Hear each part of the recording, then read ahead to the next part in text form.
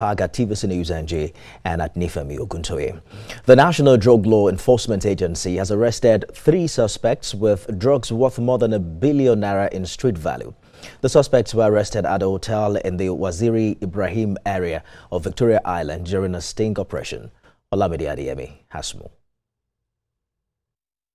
The NDLEA recovered 589 bags of Canadian loud over the weekend at a hotel in Victoria Island area of Lagos State.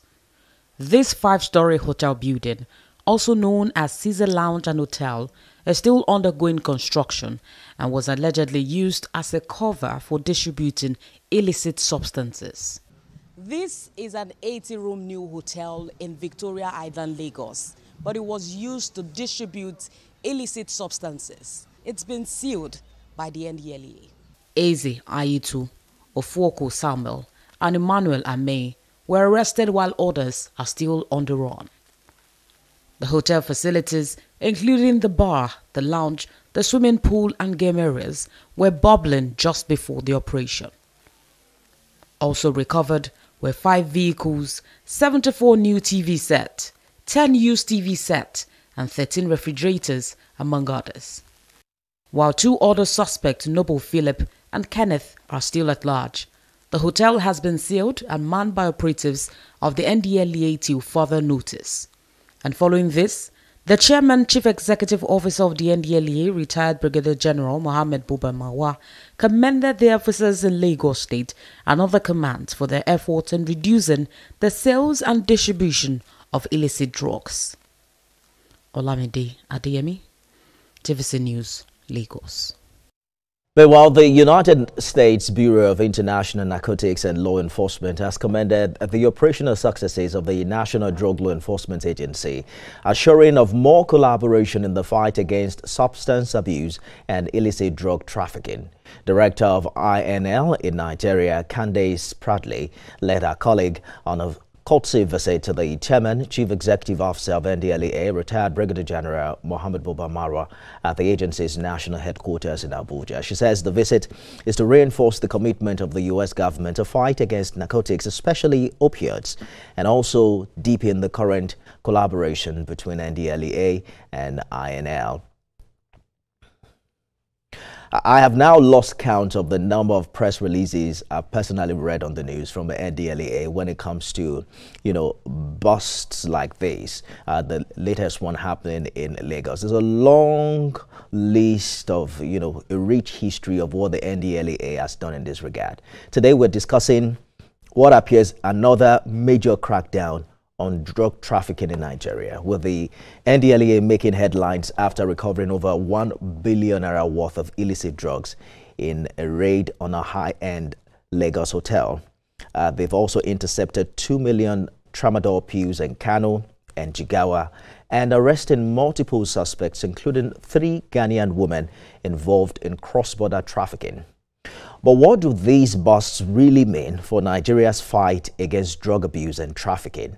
Are these seizures a sign of success, or do they point to a worsening crisis? I'll be joined by Director of Media and Advocacy for NDLEA, Femi Babafemi, right after this break to help break down these operations and what they reveal about the state of Nigeria's drug war. Stay with us, everyone. Don't go. Thanks for staying with us, everyone. Let's bring in the Director of Media and Advocacy for the NDLEA, Femi Babafemi. Mr. Babafemi, thanks for joining us on the program. We're reporting yet another massive recovery for the agency in Lagos following numerous reports of what the NDLEA has done in this regard. But, some Nigerians argue that the sheer volume suggests that drug trafficking is growing, not really declining. How do you respond to that? Well, yes, indeed, there has been quite huge seizures by the agency to ensure that we got access and to these drugs and the availability of these drugs. But then to suggest or to say that this could be an indication of the growing proliferation of illicit substances. We may not be able to draw that conclusions yet, but I can tell you that indeed what the activities of the agency had shown is that there has been a very ferocious effort by the agency, well supported by and motivated by the government of Nigeria, to ensure that we cut access to these drugs. And that's why you see that wherever we find them, whether at the airports, at the seaports, on the highways, or deep into the forest, we go after them and ensure that they are not allowed to circulate within our streets and within our communities. So very important that we make that clear that it's,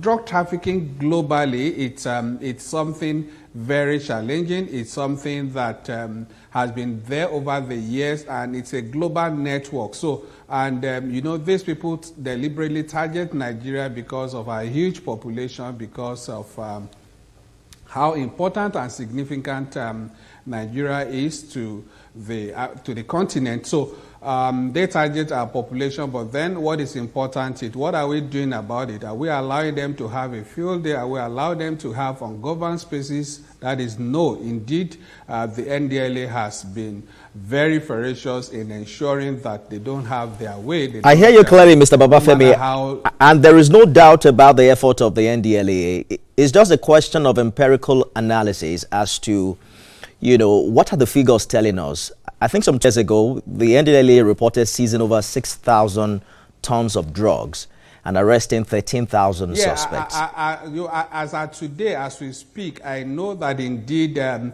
the last 4 years alone, the agency had mopped up over 10 million kilograms of assorted illicit substances, over 10 million kilograms. That's huge. In fact, our counterparts across the world, anytime we give them these figures, they marvel at the volume of illicit substances that the agency had been able to mop up or even block them from coming into circulation. So does it bother you then, Mr. Babafemi, that the UN Office on Drugs and Crime is still ranking Nigeria as a major transit hub for drugs? They say that we're one of the largest 3 countries on the continent. Are these busts making a dent, or is there a huge concern that the supply chain is still thriving in the country?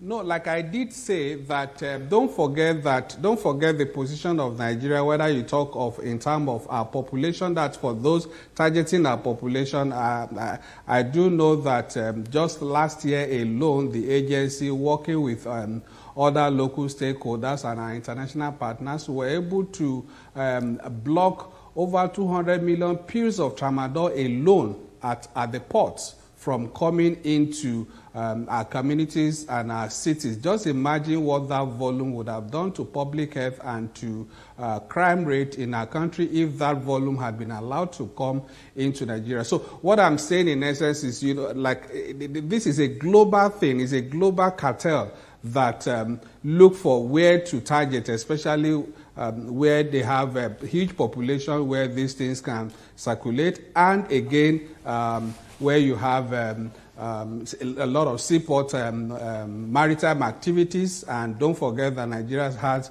a very large space of maritime, that's maritime space. Again, we're sharing borders with a lot of countries. So they try to exploit all of these parameters to see how they can move these illicit substances around. But again, like I did say earlier, what is important is, are they being allowed? Do they have a field day? The answer is capital no. And that's why you've seen that within this period, we've had this huge seizure. Let us take the latest, the update that we're considering today. For instance, the Lagos hotel raid uncovered about a 5-story building allegedly operating as a drug distribution center. There are, concerns about how did such a high-profile location evade detection for so long. Does this indicate that drug syndicates are now becoming more sophisticated in their operations? We are hearing that the suspects arrested included hotel staff. Is the NDLEA considering stricter regulations for hospitality What is being done to prevent these from coming in rather than busting them after they're already established? Oh, first, the hotel situation, don't forget that the agency's work, I'll tell you, is 100% intelligence-led, and so we work on from just a little seizure on the street, we could trace that over time, try to see how we unravel the network. Don't forget the cartels are structured in a way that before you get to the top, it may take time. You need to dismantle a lot of structures to be able to, and in a lot of cases, the moles, the traffickers, the small dealers on the streets or in the cities may not even know the hierarchy. Those are the top of this chain. But then it's for us, it's our work. And in a lot of cases, you would have seen some arrests that will make that, it may just as it's applicable all over the world, that it may take some months, it may take some weeks, it may take some years before you are able to unravel the entire supply chain or structure before you get to actually the big masquerade, before you get to the big masquerade. And in this case, I'll tell you that it's a lot of intelligence work that has gone in to be able to get to the point of busting that hotel. And that confirms again the level of commitment, the level of seriousness that the agency and its personnel give to this work, the fight against drug trafficking in our country. All right. Let us look at the international dimension to this. The 2 million tramadol pills intercepted in Kano were reportedly headed to Niger Republic. The arrest of 3 Ghanaian women smuggling cannabis raises concerns about Nigeria's role in West Africa's drug trade. There's some collaboration that we've reported in the past, but how well connected are we with our neighbors, especially in the sub-region, to ensure that our borders don't, continually open its doors for these activities? Yes. Okay. Again, definitely, this effort is not something that can be done in isolation. So we work with a lot of our partners, whether and our stakeholders, whether at the level, whether at the local level in Nigeria. We work with a lot of other sister security agencies. Again, at the sub-regional level, we work with again our counterparts, whether in Ghana, whether in Gambia, whether in South Africa, whether in Burkina Faso, all across. We try as much as possible to build all of this network. There is no doubt that the NDLEA is the #1 anti-narcotics agency in Africa, and so we have to play that leadership role by building this network, working with our other international partners, whether you talk of the Border Force in the UK, the NCA, that's the National Crime Agency, or the INL. Fortunately today, the director of INL, that's the Bureau of International Narcotics and Law Enforcement of the U.S., the director was in our office today. So we continue to build this network because we know that this is a global thing. Again, another big international partner is the U.S. Drug Enforcement Administration.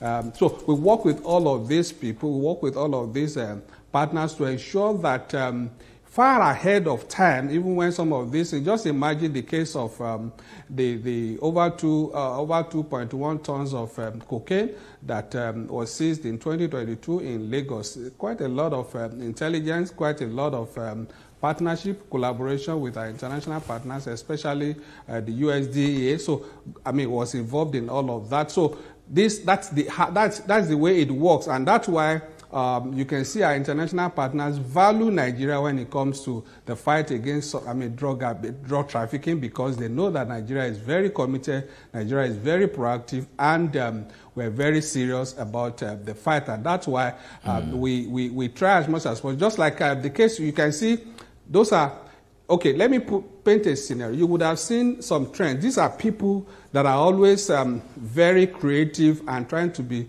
disingenuous in their activities. You will see, if you notice some patterns, you would have seen that the NDLEA has been busting all the, the Nigerians being used as mules, as traffickers at the airport, at the borders, and all of that. Then suddenly you will see a drift towards using other African countries, the Liberians, the Ghanaians, the Sierra Leoneans, the Angolans, to traffic drugs into Nigeria or out of Nigeria to some other places. And suddenly when they know that the NDLEA was again arresting these people, they try to switch again to foreigners, to the whites. You see the Canadians being used. You will see Indians being used. All right. You will see some Thai ladies being used. So all of this, but because we are steps ahead of them, we very much, we follow the trend globally, and we work with a lot of intelligence, like I said. So we're able to try and block all of this. I get you, Mr. Babafemi. They tried that.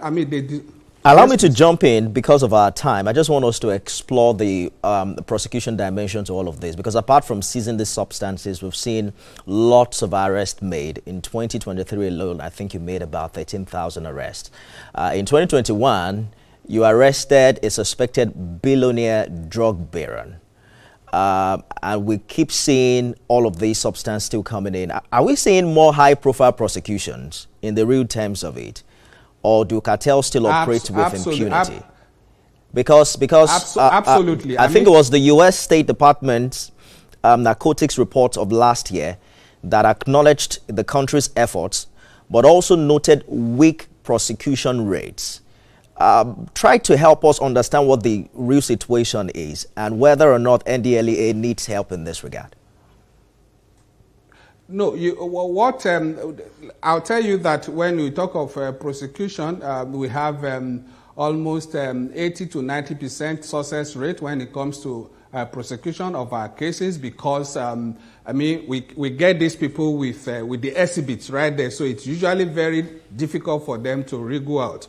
But then the only weak link in that chain is usually when these people, after all the efforts by the agency, when they are convicted in the court, and rather than really serving some long-term jail term, they are given the option of fine, which also it's something that really not doesn't sit well with the agency. So that, but that's because of the position of the law, and we're glad that indeed that weak link, that loophole, has been addressed in the recent amendment to the agency's Enabling Act. We do hope that very shortly the National Assembly, which passed the bill, would transmit that to the presidency for presidential assent. That removes the option of fine. But in terms of success rate in prosecution, indeed we've had more than 10,000 convictions in the last 4 years. That I can tell you, we have